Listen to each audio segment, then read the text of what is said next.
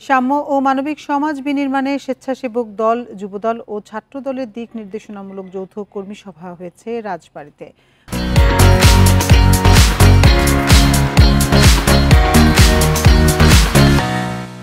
বুধবার বিকেলে পৌর মিলনায়তনে এ সভা অনুষ্ঠিত হয়। এ সময় তারেক রহমানের বিরুদ্ধে সব মামলা দ্রুত প্রত্যাহারের দাবি জানান ছাত্রদলের সাধারণ সম্পাদক নাসির উদ্দিন। বলেন, তারেক রহমানের নির্দেশ মেনে সবাইকে ঐক্যবদ্ধ থাকতে হবে। অনুষ্ঠানে যুবদলের সভাপতি মোনায়েম মুন্না বলেন, স্বৈরাচারের বিরুদ্ধে আন্দোলন এখনই শেষ হয়ে যায়নি। ভবিষ্যতে আরও আন্দোলনের জন্য কর্মীদের প্রস্তুত থাকার আহ্বান জানান তিনি।